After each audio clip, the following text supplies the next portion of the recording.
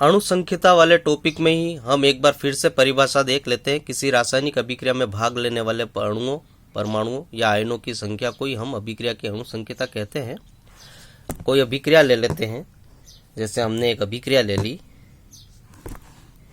H2 plus Cl2 ultraviolet किरणों की उपस्थिति में है, यानी सूर्य के प्रकाश में ये हो रही है और जल की सतह पे हो रही है। जल की सतह लिख दिया। क्या बना?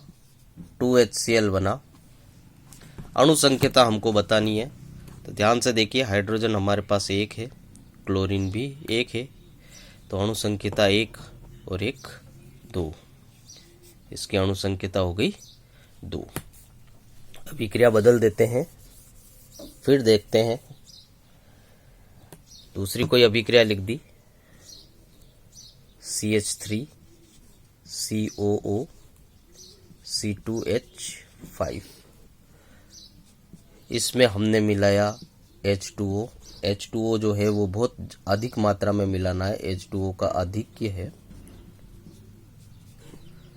क्या बना? इसमें बना CH3 COOH और साथ में C2H5OH हो गया। CH3 COO C2H5 ये एस्टर है और जल के आधिक्य में इसको मिलाया तो कार्बोक्सिलिक एसिड बना। एसिटिक एसिड है ये, और ये अल्कोहल है, ये बना। अब इसकी अणुसंख्यता हमको देखनी है, तो यहाँ पे इसमें आगे कुछ भी नहीं लिखा हुआ है, इसका मतलब ये 1 है। H2O के भी आगे कुछ भी नहीं लिखा हुआ है, इसका गुणांक 1 हो गया। तो 1 ये और 1 ये, टोटल इसकी अणुसंख्यता कितनी होगी? 2। यहाँ पे अणुसंख्यता 2 है, पर इसका ये मतलब नहीं है कि इसकी कोटि भी 2 होगी। इसकी कोटि 1 भी हो सकती है। कारण है, देखिए इसकी कोटि कितनी होगी। कोटि हमेशा प्रयोग के आधार पे आती है। तो कोटि के लिए मैं बता देता हूँ कि हम इसकी कोटि निकालने के लिए क्या करेंगे। इसका वेग दर निकालेंगे, वेग बराबर K, और फिर पहला अभिकारक हमारा है CH3 COO C2H5 और दूसरा अभिकारक है H2O।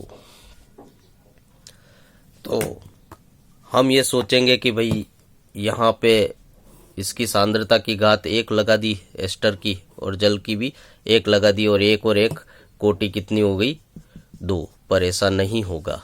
ऐसा इसलिए नहीं होगा क्योंकि यहाँ पे जल बहुत आधिक्य में लिया हुआ है, और जो चीज़ बहुत ज़्यादा ली जाती है उसकी सांद्रता कोटि निकालने में काम नहीं आती है, क्योंकि ये पहले से बहुत ज़्यादा है। अगर इस पानी में हम थोड़ा पानी और मिला देंगे तो भी कोई फर्क नहीं पड़ेगा, पर ये कम है। इसमें हम थोड़ा सा एस्टर और मिला देंगे, ये एस्टर पहले से कम है, और थोड़ा सा एस्टर और मिला देंगे तो सांद्रता प्रभावित होगी। जैसे हमारे पास जग भर के पानी है, जग भर के पानी है, और उसमें थोड़ा सा नमक डाल दिया, 1 चम्मच नमक डाल दिया, 2 चम्मच नमक डाल दिए, पानी खारा होने लग जाएगा।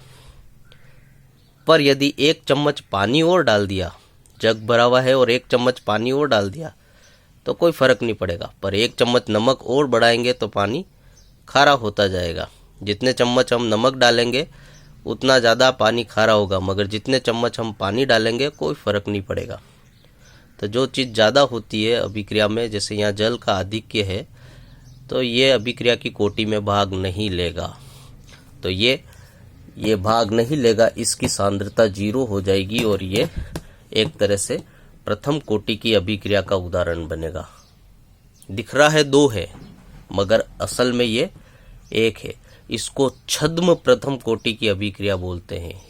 ये जो उदाहरण है, एस्टर का जल अपघटन हो रहा है, ये अणुसंख्यता तो 2 आ रही है, पर कोटि आ रही है 1 यह छद्म प्रथम कोटि की अभिक्रिया का उदाहरण है। धन्यवाद।